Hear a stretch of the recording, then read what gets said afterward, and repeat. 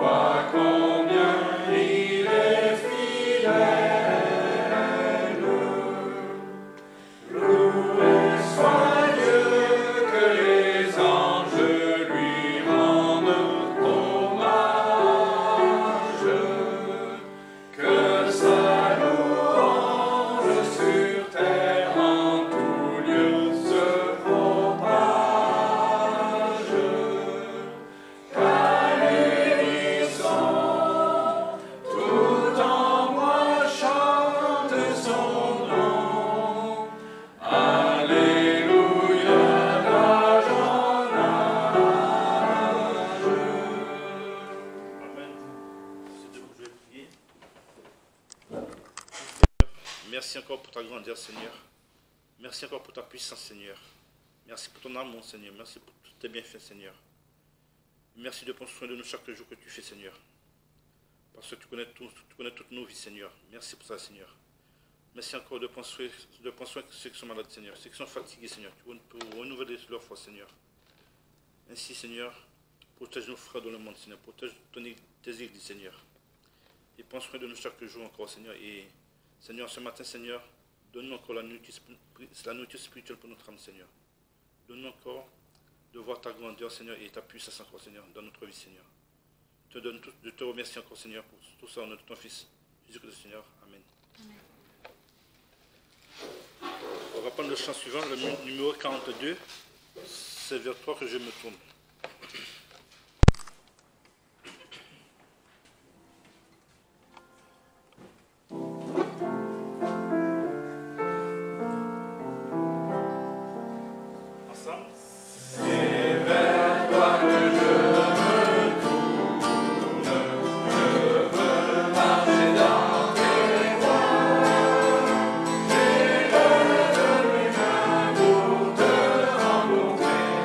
Mon cœur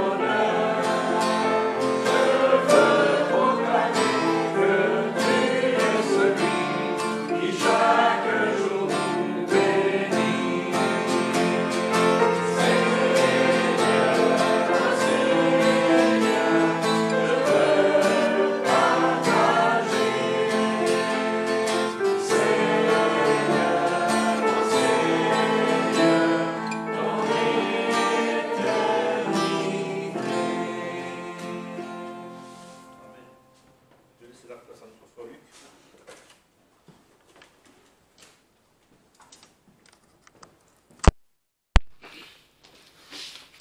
Bonjour. Je vais vous faire un petit partage. Le titre pourrait s'intituler l'Alliance de Dieu. Pour ça, on va ouvrir la parole tout d'abord dans Genèse 8, versets 20 et 22. 20 à 22. Noé bâtit un autel à l'Éternel, il prit de toutes les bêtes pures, de tous les oiseaux purs, et il offrit des holocaustes sur l'autel. L'Éternel sentit une odeur agréable, et l'Éternel dit en son cœur, « Je ne maudirai plus la terre à cause de l'homme, parce que les pensées du cœur de l'homme sont mauvaises dès sa jeunesse, et je ne frapperai plus tout ce qui est vivant comme je l'ai fait. Tant que la terre subsistera, les semailles et la moisson, le froid et la chaleur, l'été et l'hiver, le jour et la nuit ne cesseront point. » Et puis en Genèse 9, 12 à 17, et Dieu dit, « C'est ici le signe de l'alliance que j'établis entre moi et vous, et tous les êtres vivants qui sont avec vous, pour les générations à toujours. J'ai placé mon arc dans la nue, et il servira de signe et d'alliance entre moi et la terre. Quand j'aurai rassemblé des nuages au-dessus de la terre, l'arc paraîtra dans la nue, et je me souviendrai de mon alliance entre moi et vous. Et tous les êtres vivants de toute chair, et les eaux ne deviendront plus un déluge pour détruire toute chair. L'arc sera dans la nue, et je le regarderai pour me souvenir de l'alliance perpétuelle entre Dieu et tous les êtres vivants de toute chair qui est sur la terre. Et Dieu dit à Noé, tel est le signe de l'alliance que j'établis entre moi et toute chair qui est sur la terre. » Et pour finir, en Ésaïe 54, le verset 9 et 10, Ésaïe 54, versets 9 et 10.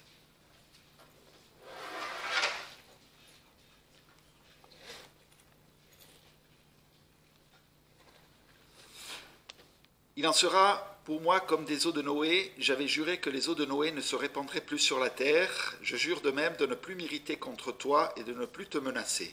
Quand les montagnes s'éloigneraient, quand les collines chancelleraient, mon amour ne s'éloignera point de toi, et mon alliance de paix ne chancellera point, dit l'Éternel qui a compassion de toi. Dans ce monde actuel, où beaucoup de choses chancellent, et où on voit toutes les catastrophes, les inondations, les guerres, etc., on pourrait se demander si l'arc est encore dans le ciel. C'est pourquoi c'est rassurant pour nous d'avoir comme Père ce Dieu éternel, Créateur qui a promis que son alliance de paix ne chancellera pas. Même aussi longtemps que la terre subsiste, il est dit dans le deuxième texte que nous avons lu, l'été et l'hiver, les semailles et la moisson, la chaleur et le froid ne cesseront point. Nous avons donc l'assurance que notre Dieu et Père ne nous oublie pas, et la plus grande preuve de son alliance d'amour est le don de son Fils, notre Seigneur Jésus-Christ. Il est lui-même cette alliance de paix. Quel réconfort et quel repos.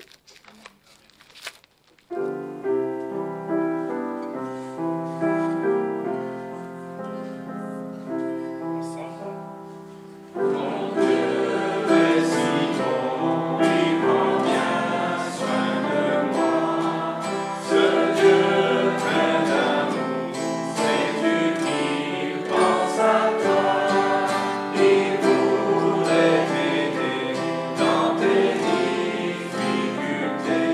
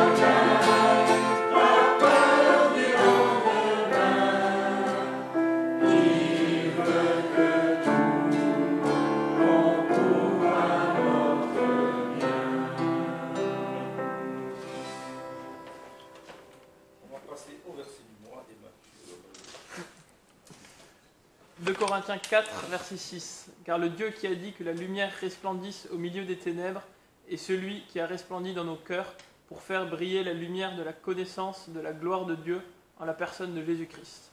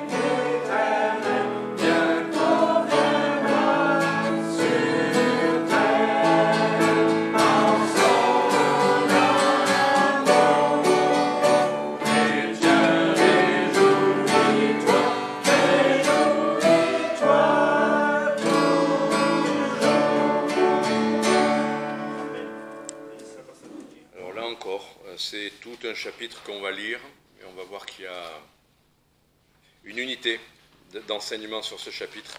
Je vais prier puis ensuite on va commencer. Seigneur, je te remercie de ce que tu veux nous donner, de ce que tu fais pour nous, de qui tu es pour nous, et que tu es vraiment une ancre pour notre âme, un refuge, un Père, la lumière, le pain, tu es tout. Tout ce dont nous avons besoin ici-bas et tout ce dont nous allons pleinement prendre conscience et te louer pour l'éternité. Merci de pouvoir, dans l'éternité, te voir, t'adorer comme tu en es digne, te chanter. Et Seigneur, combien enfin nous verrons toutes choses et toutes choses seront parfaites. En attendant, nous voulons vivre de ce que tu nous montres, de ce que tu attends de nous et te servir parce que tu en es digne à ta gloire, au nom de Jésus-Christ. Amen.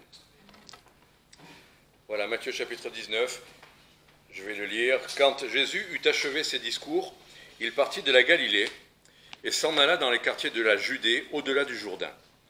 Et beaucoup de peuple l'y suivit, et il guérit là leur maladie. Des pharisiens y vinrent aussi pour le tenter, et ils lui dirent : « Est-il permis à un homme de répudier sa femme pour quelque sujet que ce soit ?» Et il leur répondit : « Mais n'avez-vous pas lu que celui qui créa au commencement fit un homme et une femme, et qu'il dit : à cause de cela, l'homme quittera son père et sa mère et s'attachera à sa femme, et les deux seront une seule chair. Ainsi, ils ne sont plus deux, mais une seule chair. Ce que Dieu a joint, que l'homme ne le sépare donc point. » Et ils lui dirent : « Mais pourquoi donc Moïse a-t-il commandé de donner une lettre de divorce à la femme et de la répudier ?» Il leur dit : « C'est à cause de la dureté de votre cœur que Moïse vous a permis de répudier vos femmes. Mais il n'en était pas ainsi au commencement. Mais je vous dis que quiconque répudiera sa femme si ce n'est pour cause d'adultère, et en épousera une autre, commet un adultère. Et celui qui épousera celle qui a été répudiée commet aussi un adultère. » Ses disciples lui dirent, « Si telle est la condition de l'homme uni à la femme, il ne convient pas de se marier. » Mais il leur dit, « Tous ne sont pas capables de cela, mais ceux-là seulement à qui il a été donné. Car il y a des eunuques qui sont nés tels, du ventre de leur mère, il y en a qui ont été faits eunuques par les hommes, et il y en a qui se sont faits eunuques eux-mêmes pour le royaume des cieux. Que celui qui peut comprendre ceci le comprenne. » Alors on lui présenta de petits enfants, afin qu'il leur imposât les mains, et qu'il pria. Mais les disciples les reprenaient. Mais Jésus leur dit, « Laissez les petits enfants, et ne les empêchez point de venir à moi, car le royaume des cieux est pour ceux qui leur ressemblent. » Et leur ayant imposé les mains, il partit de là. Et voici, quelqu'un s'approchant lui dit, « Bon maître, que dois-je faire de bien pour avoir la vie éternelle ?» Il leur répondit, « Pourquoi m'appelles-tu bon ? Personne n'est bon, sauf Dieu seul. Que si tu veux entrer dans la vie, garde les commandements. » Et il lui dit, « Mais lesquels ?» Et Jésus lui répondit, « Tu ne tueras point, tu ne commettras point d'adultère, tu ne déroberas point, tu ne diras point de faux témoignages, honore ton père et ta mère, et tu aimeras ton prochain comme toi-même. » Le jeune homme lui dit, « J'ai observé toutes ces choses-là dès ma jeunesse. Que me manque-t-il encore ?» Jésus lui dit, « Si tu veux être parfait, va, vends ce que tu as, et le donne aux pauvres, et tu auras un trésor dans le ciel. Après cela, viens et suis-moi. » Mais quand le jeune homme eut entendu cette parole, il s'en alla tout triste, car il possédait de grands biens. Alors Jésus dit à ses disciples, « Je vous dis en vérité qu'un riche entrera difficilement dans le royaume des cieux. Et je vous dis encore, il est plus aisé qu'un chameau passe par le trou d'une aiguille qu'il ne l'est qu'un riche entre dans le royaume de Dieu. » Ses disciples, ayant entendu cela, furent bien étonnés, et ils disaient, « Qui peut donc être sauvé ?» Et Jésus, les regardant, leur dit, « Quant aux hommes, cela est impossible, mais quant à Dieu, toutes choses sont possibles. » Alors Pierre, prenant la parole, lui dit, « Voici, nous avons tout quitté, et nous t'avons suivi. Que nous arrivera-t-il donc ?»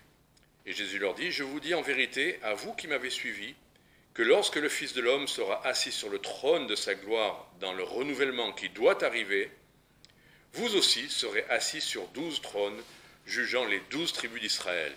Et quiconque aura quitté des maisons ou des frères ou des sœurs ou pères ou mères ou femmes ou enfants ou des champs, à cause de mon nom, en recevra 100 fois autant et héritera la vie éternelle. Mais plusieurs des premiers seront les derniers, et plusieurs des derniers seront les premiers. » Voilà. C'est vrai qu'il y a plusieurs textes, plusieurs sujets qui sont abordés, la question du divorce, et bon, la question des petits-enfants. Bon, il y a plusieurs choses qu'on aurait pu couper. Mais il y a un enseignement qui est fil conducteur de tout ça. Je ne sais pas si vous l'avez remarqué. D'abord, tout ça, ça se passe pendant une journée.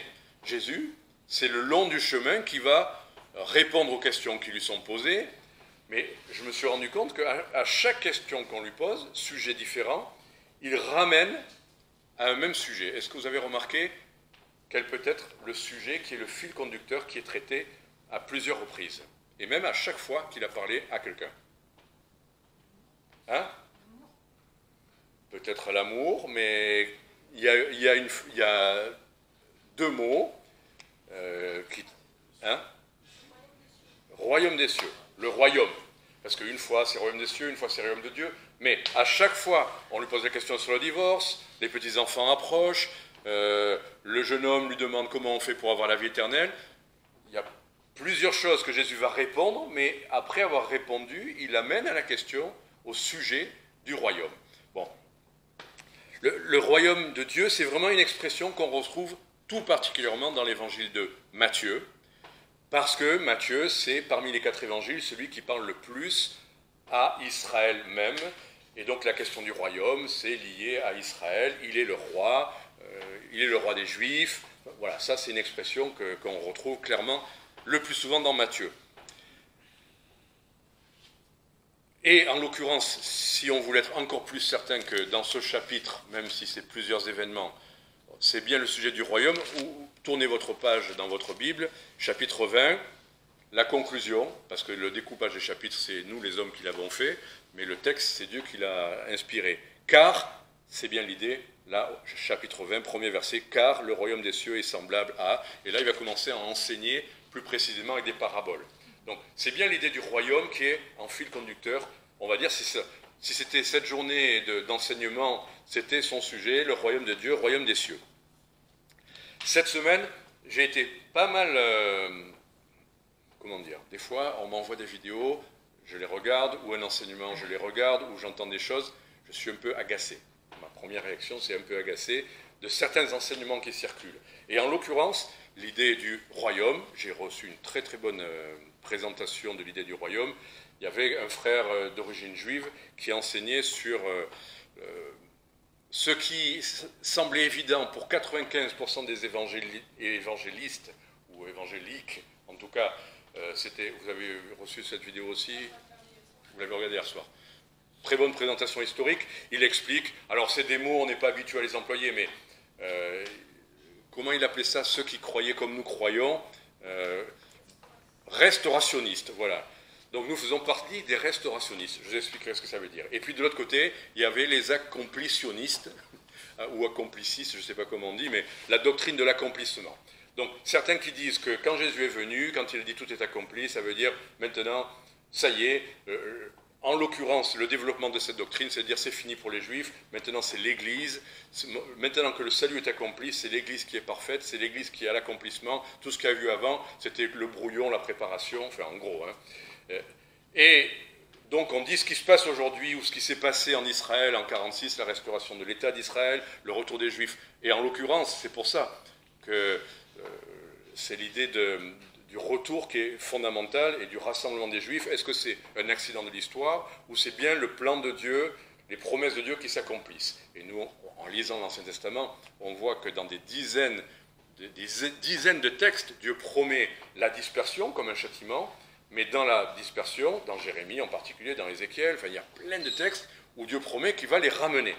Donc il y a des gens, à un moment donné de l'histoire, jusqu'à les années 70, qui disaient oui, ça c'est bien le plan de Dieu qui s'accomplit, c'est évident, Dieu l'avait promis, il va encore se passer des choses en Israël, Israël n'est pas parfait, les gouvernements ne sont pas parfaits, les guerres sont des mauvaises choses, mais il n'empêche, c'est Dieu qui avait promis ce rassemblement.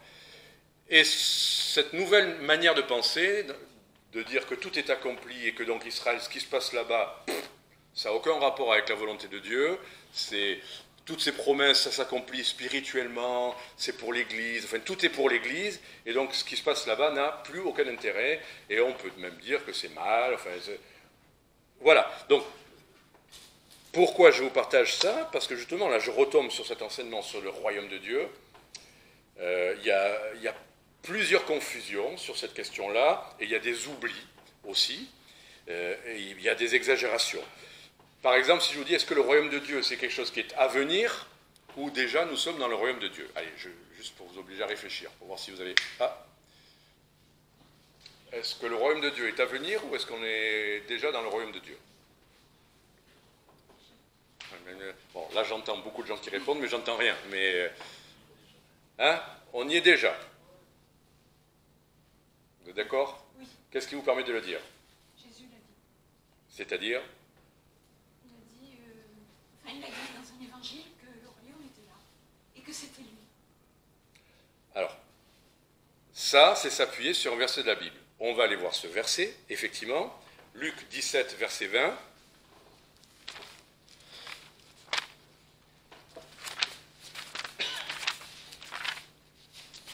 Luc, chapitre 17, à partir du verset 20, on va lire ces quelques versets qui affirment ça, et c'est bien la Bible. Les pharisiens lui ont demandé quand le règne de Dieu viendrait, donc dans l'avenir. Il leur répondit, le règne de Dieu ne viendra point avec éclat, et on ne dira point le voici ou le voilà, car voici le règne de Dieu est au milieu de vous, selon les traductions, ou en vous. Donc il est présent. Donc quand Jésus est là, alors continue si tu veux le verset, et il dit aux disciples, des jours viendront où vous désirez de voir l'un des jours du Fils de l'homme et vous ne le verrez point. Donc cette idée que de dire, c'est Jésus qui est le roi, Ben, c'est notre compréhension. Le texte dit simplement, on revient en arrière, il dit « Le royaume de Dieu est au milieu de vous ». Ou, selon les expressions, en vous. Mais en l'occurrence, c'est au milieu de vous, le plus clair. Donc Jésus, il nous semble comprendre que quand il dit ben, « Le royaume de Dieu est déjà au milieu de vous », c'est déjà un fait. Donc ça, on peut l'affirmer, le royaume de Dieu étant déjà là et déjà sur terre. Ce n'est pas le royaume dans le ciel, ce n'est pas un royaume à venir, il est déjà là, au milieu d'eux. Donc ça, on peut l'affirmer, c'est biblique. Alors, est-ce que c'est aussi un royaume à venir? Parce que justement, le problème, c'est ça avec les confusions. On dit, ben, vous voyez, ça ne peut pas être un royaume à venir, ça ne peut pas être plus tard, parce que Jésus dit déjà, c'est au milieu de vous. Ben, sauf que, même dans le texte qu'on a lu tout à l'heure, on y revient si vous voulez, au verset 28, Matthieu 19, verset 28, Jésus leur dit, « Je vous dis en vérité, à vous qui m'avez suivi, que lorsque le Fils de l'homme sera, là c'est pluriel, futur, pardon, sur le trône de sa gloire, dans le renouvellement qui doit arriver, alors là, ce n'est pas le rassemblement qui est écrit, c'est le renouvellement. La restauration, le renouveler, c'est quand même des mots qui sont assez proches, mais quoi qu'il en soit, vous serez. Donc là, on voit bien que c'est quelque chose qui est à venir. Jésus fait bien référence à quelque chose qui aura dans l'avenir son accomplissement. L'établissement, il sera sur un trône, les uns et les autres seront ou pas à ses côtés. Donc là, il y a tout un enseignement sur le royaume qui parle de temps à venir. Donc qu'est-ce que ça veut dire? Alors, il y en a qui vont dire, ben non, vous voyez bien que c'est à venir, donc c'est pas spirituel. Non, les deux sont vrais. Pourquoi les deux sont vrais? Parce que Jésus est là, il est le roi, le royaume de Dieu est déjà là, spirituellement. Mais c'est évident que depuis ces années-là, à Jérusalem, en Israël, ça n'a plus de rapport avec... en 70, il y a eu la dispersion. Mais alors, si ça a déjà commencé, pourquoi Jésus dit qu'il y aura encore quelque chose d'autre? Mais c'est la même chose, qu'il y a un commencement et un accomplissement final. Le royaume de Dieu a commencé, il est déjà là, le roi est là. Cet enseignement sur le royaume de Dieu va être valable à partir de là, spirituellement, mais ça n'exclut pas qu'il va y avoir un temps littéral où Jésus va revenir, autour de Jésus-Christ, on aura un enseignement là-dessus en janvier, il va revenir, établir son royaume, et ça sera bien, il est bien clair dans le Nouveau Testament et dans l'Ancien, les nations viendront à Jérusalem, et ça sera toujours le temps des nations, il y aura toujours des nations, ce n'est pas dans le ciel que ça se passe, ça sera bien sur terre. Et si vous voulez, juste, parce qu'on ne va pas faire tout l'enseignement là-dessus, mais il fallait le poser pour qu'on comprenne de quoi on parle. 1 Corinthiens 15, nous croyons qu'il y aura un temps où Jésus va régner à Jérusalem, sur le peuple juif restant, après son retour, et sur les nations qui viendront adorer ou pas. C'est ce qu'on appelle, nous croyons, le millénium, dont parle l'Apocalypse, qui n'empêche qu'il y aura encore des batailles, il y aura encore des choses à venir. Mais voilà. Et moi, ce qui m'a pleinement convaincu de ce que je crois, c'est que, bon, l'Apocalypse, on pourrait dire, oui, mais l'Apocalypse, on peut l'interpréter un peu comme on veut, 1000 ans, c'est comme... bon, il y a plusieurs enseignements là-dessus. Mais quand vous êtes dans les épîtres, le Seigneur est là pour nous éclaircir les choses. 1 Corinthiens 15, donc, au verset 24, là, il parle de la résurrection. Et il dit, après la résurrection, après cela, viendra la fin. Là, on est vraiment dans la conclusion. Quand il remettra le royaume à Dieu le Père. Donc là, il est question de Jésus-Christ. Hein. Après, il y a une chronologie, vient la fin, le moment où il va remettre le royaume à Dieu, mais après avoir détruit tout empire, toute domination et toute puissance, continue, car il doit régner jusqu'à ce qu'il ait mis tous ses ennemis sous ses pieds. D'accord? Donc, on voit dans beaucoup de textes qui parlent des nations qui vont venir, comme quand Jésus-Christ sera là, tout sera parfait, enfin les nations vont l'adorer. Mais on voit qu'il y a des nations qui ne vont pas le faire.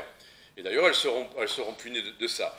Et il y aura bien, après, il doit régner jusqu'à ce qu'il ait mis ses ennemis sous ses pieds. D'accord? Donc, il y a un temps, là, il n'y a pas écrit les 1000 ans, mais il y a clairement dans l'Épître aux Corinthiens, il y a la résurrection. Donc, Jésus revient et il va régner sur les dominations et sur terre. Toutes ces dominations qui sont là, tout empire, toute domination, c'est sur terre. Ce n'est pas au ciel qu'il va faire ça, c'est sur terre. Et il va régner.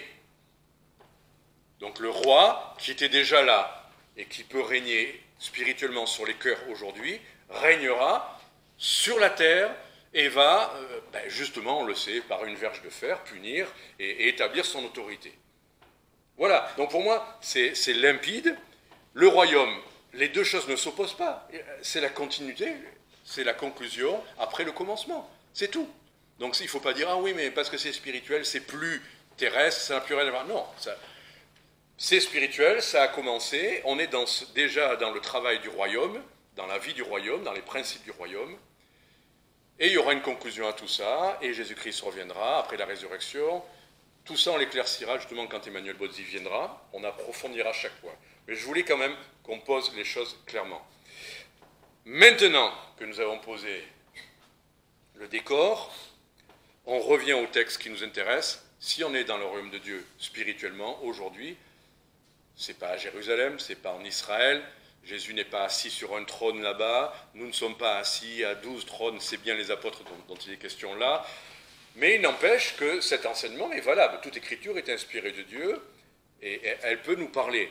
Et puisque le roi, et nous disons qu'il est notre roi, ça veut dire que nous voulons vivre selon les principes de son royaume. On est bien d'accord. Puisque le roi est déjà venu, puisqu'il va régner. En attendant, nous, qu'est-ce qu'on fait? Est-ce qu'on a dit, ça ne nous concerne pas, nous on est l'Église? Si, ça nous concerne. Et ce qu'il dit là, dans ce texte, dans cet enseignement, dans ce chapitre de Matthieu, on pourrait appeler ça les conditions ou les grands principes. Là, on pose vraiment les fondements, mais les grands principes pour entrer dans son royaume et pour vivre dans son royaume. Pas celui qui est à venir, pour vivre aujourd'hui dans ce royaume, dans ce principe de royauté. Donc, bon, là c'est plus simple maintenant, on va tirer 3 choses simples, évidentes de ce texte. On va voir que ce royaume, d'abord, nous pose comme condition un coût ou une perte. Il est question à plusieurs reprises de quelque chose qu'on a à céder, à quitter, à donner, une perte, littéralement. On va voir aussi que finalement, ce n'est pas une chose si compliquée que ça, que le Seigneur nous donne un accès simple à ce royaume, et qu'au final, s'il y a un coût ou une perte, le Seigneur nous assure avec certitude d'un gain, d'un trésor, d'une récompense à venir. Le coût, la perte. Bon, est-ce que j'ai besoin de développer? On a lu ensemble le texte. De quoi il est question? Le roi doit régner, il a tous les droits, il doit avoir la première place, quoi qu'il décide, il a raison, et on doit faire ce qu'il nous demande. Il y a cette question des eunuques. Voilà, le divorce, ça commence avec la question du divorce. Et après, on ne va pas développer la question divorce, adultère, c'est un autre sujet. Mais sa conclusion, quand Jésus amène à la conclusion sur l'enseignement du royaume, il dit quoi? Il dit, verset 12, il y a des eunuques qui sont nés tels, bon, c'est physique, du ventre de leur mère. Il y en a qui ont été faits eunuques par les hommes, parce qu'à l'époque, on pouvait être rendu eunuque pour devenir esclave. Et puis, il y en a qui se sont faits eunuques eux-mêmes pour le royaume des cieux. Alors, il ne s'agit pas là d'une opération. On comprend bien que quand on se fait eunuque pour le royaume de Dieu, ça veut dire quoi? Comment vous le comprenez-vous? On ne va pas se marier, on ne va pas avoir une vie avec un conjoint, parce que c'est pas que c'est mal. Là, le Seigneur nous a bien expliqué que c'est Dieu qui a institué le mariage. C'est Dieu qui a institué les deux font une seule chair. Donc ni la sexualité est mauvaise, ni le mariage est mauvais. Mais s'il le fallait quelque chose d'aussi bon et légitime, le Seigneur est en droit de réclamer qu'on se fasse eunuque soi-même. Il ne l'impose pas, on se fait eunuque soi-même. On choisit, ou on l'accepte, en vue de quelque chose qui dépasse le légitime. Plus que ce qui est bon, plus que ce qui est légitime, c'est vivre selon le royaume de Dieu. Donc, il faut accepter cette idée que pour vivre pour le Seigneur, pour vivre selon ses conditions, même ce qu'on est en droit d'attendre, d'espérer, de souhaiter, légitimement, et que Dieu lui-même a institué, on pourrait, si le Seigneur le voulait, ne pas le réclamer pour soi-même. Et on connaît des gens qui se sont fait eunuques eux-mêmes pour servir le Seigneur, qui ont accepté le célibat pour leur mission, et que c'est pas facile. Ça ne veut pas dire que c'est facile. Hein. D'ailleurs, c'est la conclusion hein, des autres. Ils disent oh, si c'est ça le mariage, alors c'est pas la peine. Et là, il parlait du mariage. Il parlait juste de l'idée d'être obligé de rester toujours avec la même. Vous voyez, si ça c'est compliqué, alors à plus forte raison, c'est bien plus compliqué de rester célibataire, bien plus difficile. Mais il faut accepter cette idée. Après, quand l'autre, le jeune homme riche, vient et dit qu'est-ce qu'il faut faire pour hériter la vie éternelle, ben Jésus lui dit prendre ne serait-ce que la loi. Verset 18, tu ne tueras point, tu ne commettras pas d'adultère, tu ne déroberas point, tu ne diras pas de faux témoignages, honore ton père et ta mère, et tu aimeras ton prochain comme toi-même. Qu'est-ce que vous pensez de cette réponse? Pour voir si vous aurez la même réaction que moi. Qu'est-ce qui manque dans ces commandements-là? Il manque le premier. Déjà, avant même de parler du premier commandement qui est d'aimer Dieu de tout son cœur, toute sa pensée, toute sa force, il dit déjà, bon écoute, déjà commençons avec la loi sociale, les lois entre les humains. Tu voles pas, tu tues pas, tu aimes tes parents, tu les honores, enfin, déjà rien que ça. Alors là, le jeune homme, il dit, ah ben, j'ai déjà fait ça, tout ça. Mais il se rend bien compte que ça ne suffit pas. Il dit, mais qu'est-ce qu'il faut encore faire? Et là, Jésus, lui, sans citer le premier commandement, il lui montre dans son cœur qu'il contrevient au premier commandement. Il lui dit, bon, ben écoute, pas de souci, si tu fais tout ça, si tu veux être parfait, hein, si tu veux vraiment être parfait, dans ce cas-là, tes richesses, tout ton argent, tu le donnes aux pauvres, tu vends tout ça, et tu viens à ma suite, et tu auras un trésor. Il ne lui a pas dit, ah, il y a le premier commandement, c'est d'aimer tout en Dieu. Là, il aurait pu dire, moi j'ai discuté des fois avec des juifs qui disaient, ah, moi j'aime Dieu de tout mon cœur, toute ma pensée. Waouh. Et on ne peut pas discuter dans ce cas-là. Si la personne dit, moi je le fais, je le fais. Bon. Mais là, en lui disant, bon, écoute, vends tout ce que tu as, Jésus, qui connaît mes cœurs, ne va pas parler de 1000 choses. Il sait ce qu'il y a dans son cœur, il connaît ses possessions, il sait son attachement aux richesses. Et il dit, bon, ben écoute, d'accord, vends tout ça. Et viens et suis-moi. Et là, effectivement, il n'aime pas Dieu de tout son cœur, puisque l'amour de l'argent, là, l'empêche d'aimer Dieu, ou d'aimer et de suivre son Seigneur. Donc tout à l'heure, on parlait de ce qui est légitime, vivre un couple. Là, on parle de choses... Alors, lui, c'est l'argent, on va dire, mais l'argent, c'est mauvais. Et Jésus a dit que c'est la racine de tous les... D'accord. Mais peut-être qu'on a des choses dans nos cœurs qui ne sont pas aussi mauvaises. Et on dit, ah Seigneur, je t'aime, et je t'aime, et je t'aime, et je te loue, et de tout mon cœur, et je te... Et le Seigneur va dire, bon, d'accord, je ne vais pas discuter là-dessus avec toi. Est-ce que tu peux abandonner ça, là, dans ta vie? C'est pas mauvais en soi. Peut-être que c'est quelque chose que tu as travaillé dur pour l'avoir. Peut-être que c'est un acquis. C'est facile d'abandonner quelque chose, que ça rentre, ça sort. Mais quelque chose pour lequel on a travaillé dur. Des années pour y arriver, pour l'avoir. Sans même parler de mérite. Durement acquis,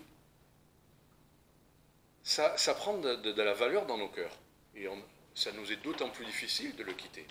C'est facile de laisser quelque chose qu'on a reçu et qu'on peut redonner. Mais quelque chose qu'on a acquis si difficilement. Et là, le Seigneur peut nous dire, bon, mais voilà, toi, c'est ça. Est-ce que tu es prêt à le quitter, le donner, de l'abandonner, n'en parlons plus, pour me suivre? Et pour le royaume de Dieu, il faut être prêt. Prêt. Et si on n'a pas compris de quoi il peut s'agir, ça peut être, on a vu l'idée de l'eunuque, là on voit l'idée des possessions ou d'un acquis. Un acquis. Argent, possession. Ben écoutez, c'est aussi sa conclusion, verset 29, et on va s'arrêter sur ce point-là. Conclusion, verset 29. Et quiconque aura quitté des maisons, ou des frères, ou des sœurs, ou pères, ou mère, ou femme, ou enfant, ou des champs.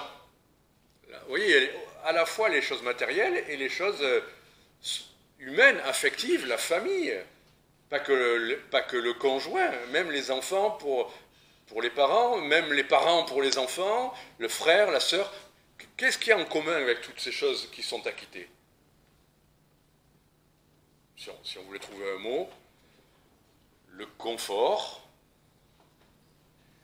matériel, maison, confort financier, des champs pour l'avenir, confort affectif, les liens qu'on a créés, nos enfants pour lesquels on a tout donné, toute notre vie, les parents qu'on aime parce qu'ils nous protègent et qu'ils seront toujours là, c'est notre confort. Et pour le royaume de Dieu, le Seigneur peut nous demander de quitter un certain confort. Il ne dit pas ces choses sont mauvaises. Il ne dit pas les enfants, les femmes, les enfants. Non, rien n'est mauvais dans tout ça. Tout est légitime et tout est bon. Ça nous vient de Dieu. Mais pour le royaume de Dieu, il faut être prêt. Déjà dans son cœur, et peut-être des fois littéralement, à quitter, à laisser, à abandonner. On ne quitte pas, si on est marié, on ne quitte pas sa femme pour aller courir les routes, ou son mari d'ailleurs, ni l'un ni l'autre.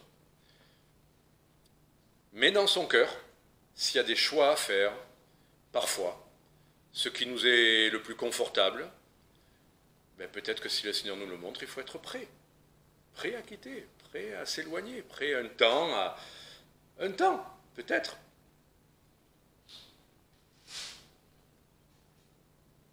Voilà le coût, voilà la perte.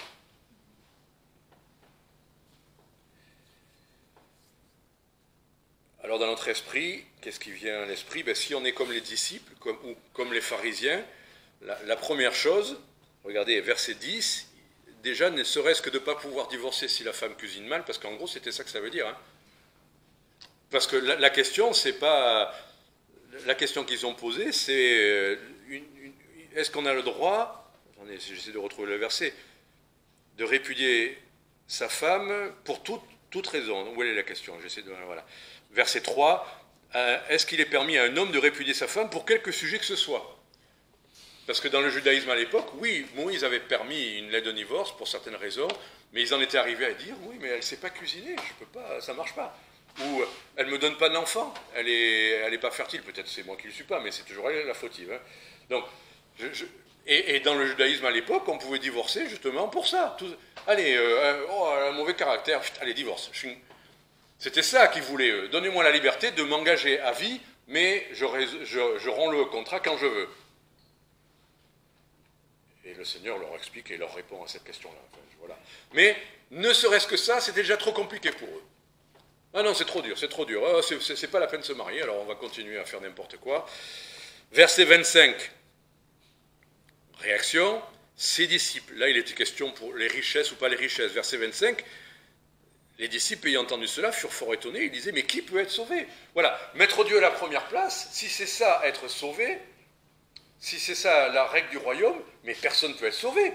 Au moins, ils ont compris que si Dieu, qui est en droit, en tant que roi, de tout nous demander ce qu'on n'a pas envie de lui donner, ah ben alors là, plus personne ne veut être sauvé. On entend des gens, justement, cette vidéo, c'était chouette, mais on entend des gens qui ont été sauvés de plein de choses. Enfin, j'en ai vu aussi aller à Majorque, qui faisait de l'évangélisation devant les boîtes de nuit, la nuit, bon, pourquoi pas, qui faisait des croisières où tout le monde était en maillot et dansait sur du rap, enfin... Et puis il y a des gens qui sont sauvés. Et, ils mettaient une chaise devant les boîtes de nuit et elle disait, venez vous asseoir, il peut se passer des miracles. Et après, elle demandait, qu'est-ce que vous voulez? Il y en a un qui dit, moi j'aimerais pouvoir faire la fête toute la nuit et de matin, j'aurais pas mal à la tête. Miracle de Dieu, la jeune femme va prier pour lui pour qu'il n'ait pas mal à la tête le lendemain, après avoir fait sa soirée. Bon. Qu'est-ce que c'est ça? Alors, oh oui, j'ai prié pour quelqu'un, j'ai prié pour qu'il soit guéri ou qu'il puisse pas avoir mal à la tête après avoir bu. Non mais... Bon, donc des gens qu'on croit sauvés, ben, le Seigneur dit non, ne croyez pas que vous êtes sauvés juste parce que vous avez dit oui, je veux bien que Dieu rentre dans ma vie. Je veux bien que Dieu me guérisse, je veux bien que Dieu me donne ce dont j'ai besoin, je veux bien qu'à partir de maintenant, je serai heureux sur la terre. Mais Qui va refuser ça? Ah, je veux bien d'un évangile où je suis du côté des vainqueurs toujours, et il sera toujours avec moi, il m'aimera toujours. Mais est-ce que c'est ça que Jésus a promis quand il parle du royaume? Excusez-moi, je vois nulle part écrit, vous serez riche, vous serez en pleine forme, vous n'aurez plus de soucis, et Dieu sera toujours avec vous et pourra planir vos chemins, et quoi que vous décidiez, il sera toujours pour vous faire du bien. C'est pas ça la règle du royaume. Donc, oui, c'est trop dur. Si vraiment être sauvé, ça veut dire avoir un roi qui peut nous demander des choses qu'on n'a pas envie de faire. Tout à l'heure, franchement, quand on est arrivé, il y avait un énorme truc devant l'entrée, enfin un peu plus haut. Je me dis, mais il faudrait nettoyer, quoi. Il y a des gens qui vont arriver, qui vont rentrer ça dans l'église, qu'est-ce qu'on va faire? Bon, il faut un Karcher dans ce cas-là. Hein. Mais franchement, je ne me sentais pas d'aller nettoyer ça à la main, avec un chiffon ou je ne sais pas quoi. Je disais, bon, je prêchais tout à l'heure, je me sentais pas. Bon, après ici, personne ne le fait non plus, mais ils ont un tuyau. Avec un tuyau, j'aurais pu le faire. Vous voyez? Je l'aurais fait si on avait eu le temps. Mais je me suis dit, je ne suis pas prêt à tout, moi non plus. Ça serait bien que je le fasse, mais je ne l'ai pas fait. Qu'est-ce que le Seigneur peut nous demander qu'on n'aurait pas envie de faire? Alors, vous savez quoi? Pour moi, c'était impossible. À cet instant-là, je ne dis pas que c'était impossible pour tout, s'il avait fallu le faire. Mais avec un tuyau et un Karcher la prochaine fois. Bon. Mais tout ce que le Seigneur peut nous demander, la conclusion, ne vous inquiétez pas, si vous pensez, moi non, qu'il ne me demande pas ça. Il ne me demande pas de quitter ma maison, mes champs, mon avenir, ce que j'ai acquis si durement, qui ne me demande pas d'être nu, que moi, alors, j'ai besoin de... Non. Mais vous savez quoi, c'est normal de répondre ça. Et même Jésus l'a dit. Quand ils ont dit qui peut être sauvé, verset 26, il leur dit, mais quant aux hommes, c'est impossible. C'est impossible de faire tout ce que Dieu est en droit de nous demander. Alors qu'est-ce que ça veut dire? Ben alors ne le faisons pas. Non, c'est pas ce que Jésus a dit. Et il a dit, quant aux hommes, c'est impossible, mais quant à Dieu, toutes choses sont possibles. Quant à Dieu. Et c'est ça l'enjeu. Bien sûr que quand on dit je peux pas, mais bien sûr qu'on ne peut pas. Quant aux hommes. Mais quant à Dieu, là, on peut rien. Toutes choses sont possibles. Ce qui peut nous demander, qui nous semble tellement au-dessus de nous, même la souffrance, même les persécutions. Mais ici, je dis aujourd'hui, est-ce que vous seriez prêt à aller dans un cachot pendant 3 ans, comme notre frère Est-ce que vous seriez prêt à aller au bûcher, comme nos frères huguenots, prêt à être brûlés vifs, comme on en voit encore dans certains pays? Est-ce que vous seriez prêt pour le Seigneur? Ben, aujourd'hui, on va dire, non, on n'est pas prêt. Non, Seigneur, évite-nous ça. Personne n'est prêt à ça, sauf qu'il faut savoir que pour Dieu, c'est possible. Ils sont comme nous. Ne croyez pas que parce qu'on est dans un pays en Europe, enfin, en Asie centrale, les gens sont meilleurs ou pires que nous. On est tous de la même faiblesse. Mais à Dieu, toutes choses sont possibles. Et son esprit de gloire rend possible ce qui nous est impossible aujourd'hui. La persécution, la souffrance, accepter les privations, accepter et ne pas avoir ce qu'on pense mériter ou que Dieu veut nous donner. Donc voilà le coup, la perte. J'ai été un peu long, mais parce qu'il me semblait que c'était ça quand même principalement là-dedans. Mais je terminerai à midi parce que là, vous allez voir. Deuxième point, la simplicité. Comment on rentre et comment on vit dans ce royaume? Allez, de mémoire, comment? Il y a une phrase. Oui, mais, verset à l'appui. Comme un enfant. Comme un enfant. C'est ceux qui leur ressemblent. Ceux qui ressemblent à un enfant. Parce que là, on dit, oh, il faut des super-héros pour accepter tout ça. Des gens qui ont un caractère trempé. Non, il suffit d'être comme un enfant. Pour pouvoir accepter les règles du royaume, il faut être comme un enfant. Qu'est-ce que ça veut dire, ça? Et alors là, on peut faire un message de 2h30. Qu'est-ce que ça veut dire? Je vous fais vite un petit florilège, mais principalement, un enfant, il croit ce que son père lui dit. Quoi qu'il dise. Malheureusement, les hommes abusent parfois de ça, tout le temps. ou il est trop fatigué. Dieu n'est pas un homme pour mentir. Première chose. Et l'enfant doit le croire quand il demande à son père. Il faut rester à l'égard de Dieu dans cette disposition. Ce qu'il dit, il accomplit. Par exemple, si on lui demande la sagesse, et c'est écrit, demandez à Dieu la sagesse, mais demandez-la sans douter, parce que celui qui doute, il n'aura pas la sagesse, mais qui croit que Dieu la lui donnera simplement et sans reproche. Vous posez une question à votre papa, vous ne savez pas, il va vous donner la réponse. Vous n'allez pas vous dire, oui, mais il n'a pas été formé en sciences naturelles, je ne connais pas son cursus, lui il aime surtout ça. Vous pouvez tout demander à Dieu. Vous pouvez tout demander à Dieu. Il est formé à tout. Il est compétent en tout. Il sait tout. Vous pouvez tout demander à Dieu, il n'y a aucun souci, il vous répondra. Et puis, un enfant, il a compris une chose. C'est que s'il ne peut pas, il demande à son père. C'est tout. Il demande. Demander pour avoir. Croire que notre Père ne ment pas, que tout ce qu'il fait, il a compris, croire ce qu'il dit, et lui demander, parce qu'il nous dit demandez, vous recevrez, et croire qu'il va effectivement nous donner si on demande. Je vous donne les fondements, hein. Mais comme un enfant, il faut attendre, il faut dépendre de notre Père. Quel enfant en bas âge s'inquiète de savoir si son père va arriver à ramener un salaire à la fin du mois, est-ce qu'il y aura assez dans le frigo? Enfin, en tout cas, en Occident, on ne s'inquiète pas de ça. En Occident. Peut-être dans d'autres endroits, mais se rappeler aussi que notre Père ne nous veut que du bien. Tout à l'heure, on a vu, lui seul est bon. Lui seul est bon. Donc, quand quelque chose ne se passe pas comme on a prévu, quand il nous semble apparemment résister à ce qu'on espère, ou qu'il nous arrive des choses où on se dit ça vient de lui, nous rappeler que Dieu seul est bon. Nous sommes mauvais, nous sommes méchants, nous avons des calculs toujours en tête, de la lâcheté, de l'égoïsme, de l'avarice. Mais Dieu n'est pas comme ça. Dieu est bon. Notre Père peut tout. Et puis en conclusion sur cette idée-là, on obéit au Père. On obéit au Père. On parle à un roi, on obéit au roi, mais à plus forte raison à notre Père céleste. Oui, il ne ment pas, oui, il peut tout, oui, il fait tout, il nous donne, il pourvoit, il nous protège. Il peut protéger nos enfants aussi, on peut les lui remettre.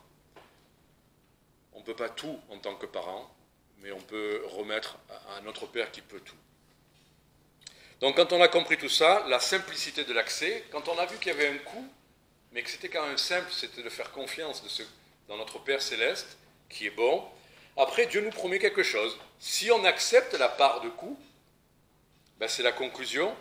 S'il y a apparemment une perte ou un coût, oui, Dieu nous assure, nous promet une...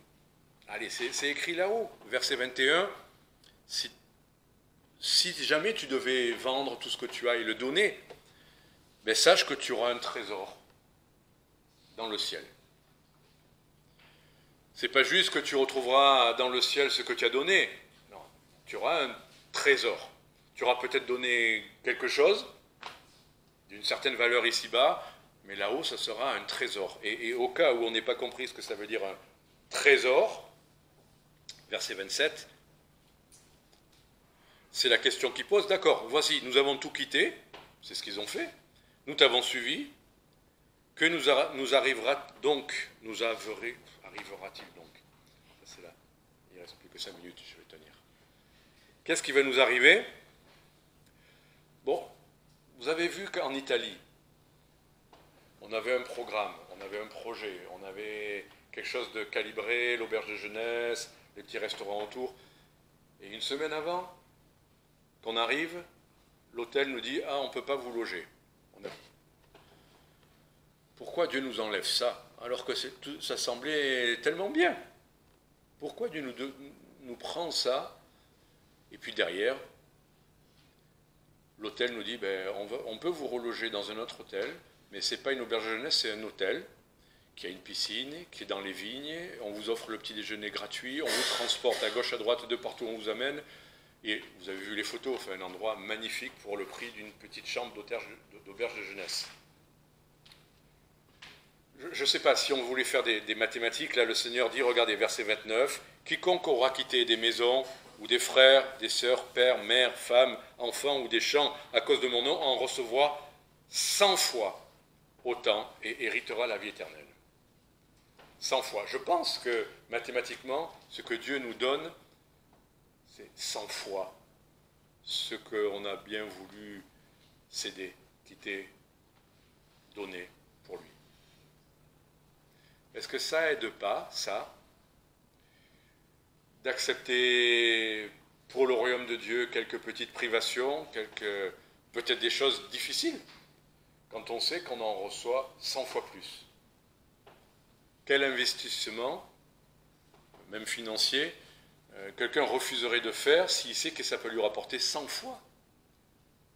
Je ne dis pas 100%, 100% ça serait à peine le double. C'est 100 fois la mise. Voilà.